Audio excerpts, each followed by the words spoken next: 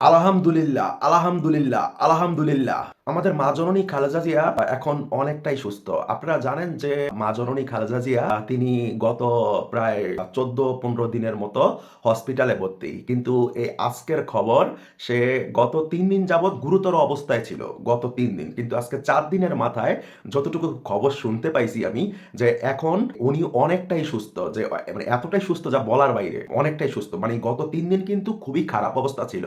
আর উনি হসপিটালে ভর্তি গত ১৪-১৫ দিন যাবৎ মেবি যদি আমি ভুল না করি। আর পিছনের ৩ দিন মানে উনার অবস্থা খুবই গুরুতর ছিল কিন্তু আজকে ৪র্থ দিনে এসে অবস্থা অনেকটাই উন্নতি হয়েছে, অনেকটাই ভালো হয়েছে। সবাই কমেন্ট বক্সে লিখতে পারেন চাইলে আলহামদুলিল্লাহ।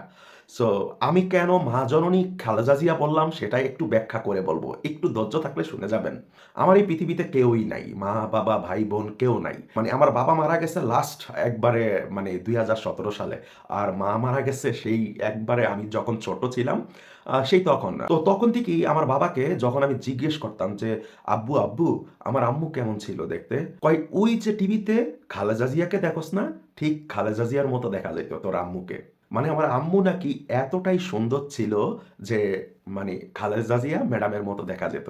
যদিও উনি আমাকে পুত্রের স্বীকৃতি কখনোই দিবে না।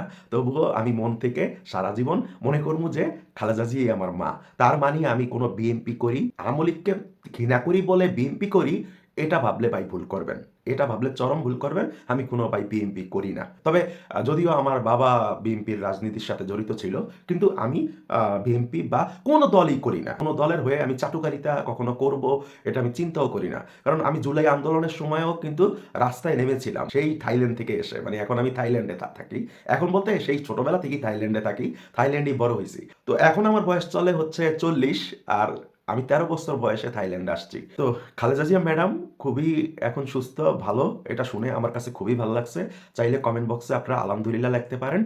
আর আমি যে রাস্তায় নেমেছিলাম সেটা কোনো পদ পদবি পাওয়ার জন্য, কোনো বা উপদেষ্টা হওয়ার জন্য বা কোনো রাজনীতিবিদ হওয়ার জন্য এগুলা করার জন্য আমি রাস্তায় নামি নাই। আমি নামছি শুধু একজন স্বৈরাচার ছিল, একজন স্বৈরাচার ফ্যাসিস্ট, একজন মানে কি বলবো একজন ভয়ঙ্কর ডাকাত ছিল এই শেখ হাসিনা, তাকে সরাবার জন্যই রাস্তায় নেমেছিলাম। আর আমরা যখন রাস্তায় নেমেছিলাম আমরা তখন শপথ করেছিলাম যে আমাদের কাছে একটা বলই আছে আর আমাদেরকে একটা ব্যাটই ছক্কা পিটাতে হবে। আর আমরা সেই লেজ ছক্কা মেরে দিয়েছি। আর আল্টিমেটলি আমরা জিতে গিয়েছি। স্বৈরাচার ফ্যাসিস্ট সরকারকে সরাতে পেরেছি। এবার দেশে ভোটের মাধ্যমে যে কেউই আসতে পারে সেটা আমার দেখার বিষয় না। তবে আমি তারেক রহমান স্যারকে একটু কথা বলতে চাই। তারেক রহমান স্যার, আপনি খুবই দুর্ভাগা যে আপনার মায়ের জন্য আপনি আসতে পারেন নাই। এখানে অনেক মানুষ অনেক ভিডিও বানাইছে যে তারেক রহমান সাহেব এমন কি প্রবলেমে আছে, তারেক রহমান সাহেব এমন কি প্রবলেমে আছে যে দেশে আসতে পারতেছে না। হ্যাঁ, দেশে আসতে পারতেছে না। আপনি যত বড় প্রবলেমে থাকেন, আপনি যত বড় প্রবলেমে থাকেন, ডাজন্ট ম্যাটার।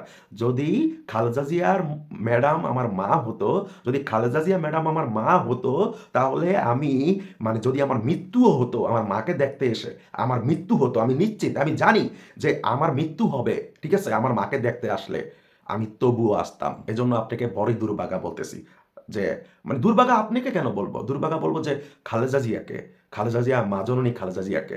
কেন জানেন? কারণ আপনার মতো একজন সন্তান জন্ম দিয়েছে যে কিনা মানে তার মাকে দেখতে আসতে ভয় পায় নিজের জীবনের চিন্তা করে। সো সবাই চাইলে আপনাদের ব্যক্তিগত মতামত একটু জানাতে পারেন। সো আল্লাহ হাফেজ।